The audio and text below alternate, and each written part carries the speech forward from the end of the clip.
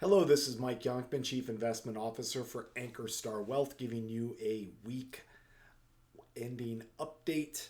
Today I'm going to cover trucks versus cars, inflation cooling, Apple AI, market update, and the benefits of a diversified portfolio.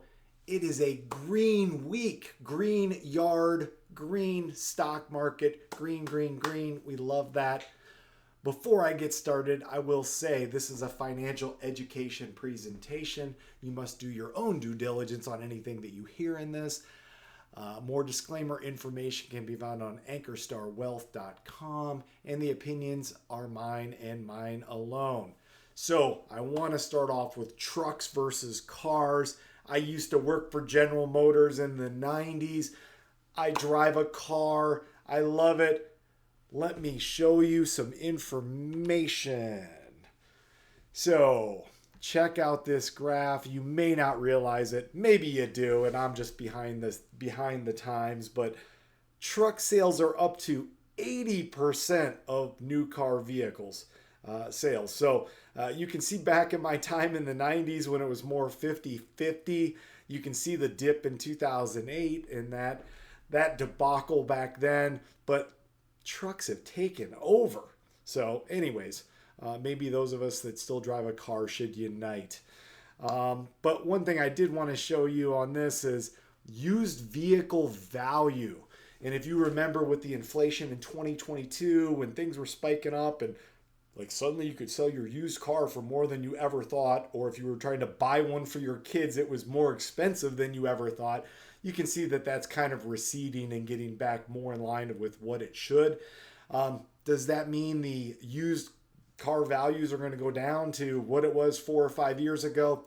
Very, very unlikely, but at least they'll get more in line with what they should be. On the good news side, I will say this is the average age of the U.S. vehicle. Since I used to be in quality, I see this as good news. The average vehicle is 12 and a half years old, as opposed to, let's just say, even 25 years ago when it was less than 10 years old. So to me, that means vehicles are lasting a lot longer, which is good news. Now, people may be driving junky vehicles and just fixing them. That could be as well, but I'd like to believe that it's the quality of the vehicle. So, good news on inflation, and this drove the markets this week, is inflation was only up 3.3%. Still not hitting the goals in the twos, but coming down. So when I say coming down, that means the increases are decreasing. They're coming down. Are the prices actually going down? Absolutely not. Will they go back down? You see these things on Facebook saying, oh, things are up 30, 40%. Are they going to go back to what they were 4 years ago? No, absolutely not. But at least the inflation's coming down, which is good news for us investors, because one of the things that the Fed looks at for interest rates is the inflation rate along with joblessness. So anyways, that's good news. The other thing that drove the markets higher this week is Apple. Our biggest holding released their artificial intelligence plans, and it was over a 5-day conference, so it was a while. But the good news is there is an AI plan in place. So that's what everybody wanted to hear. If you're a holder of an older iPhone like myself, you will need to upgrade this fall. So that could be good news, bad news. It's good news if you're a stockholder, because that means the company is going to be selling a lot more phones. In this article here that I found, it says that 270 million iPhones have not been upgraded in over 4 years. So there's a lot of people using those older iPhones. Mine's not quite that old. But the good news is there'll be a lot more motivation to upgrade those phones this fall. With that, here's the Apple chart this week.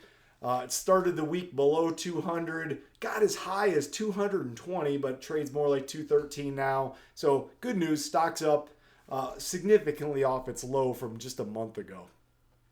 And if you look at the NASDAQ, this is a year-to-date of the NASDAQ, just continues to be up. NASDAQ, S&P, all at new highs. So that's good. Highs building on highs. And then the last thing I wanted to cover today is just kind of the diversified portfolio. A lot of times we hear in the stock market, oh, the market was up 24%. Was my portfolio up 24%? It certainly wasn't if you're not 100% invested in equities.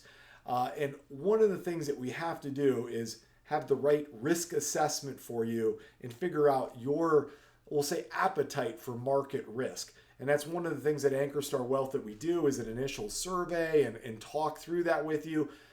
The stock market is going to go up, certainly, but there's going to be times it goes down. And when it goes down, there's times it drops 20 or 30%.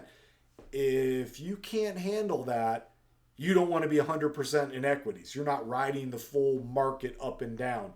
If you say sell at the bottom, then that's not a good investment strategy. And we want to assist you with that. So if you want to hear anything else from our morning shows, you can click on the links below. Earlier this week, a lot more time we spent on Apple AI, inflation, CrowdStrike, which is a company that does cybersecurity. One of our exponential growth opportunities, joined the S&P 500, which is great news for the stock price. Yay, we like that.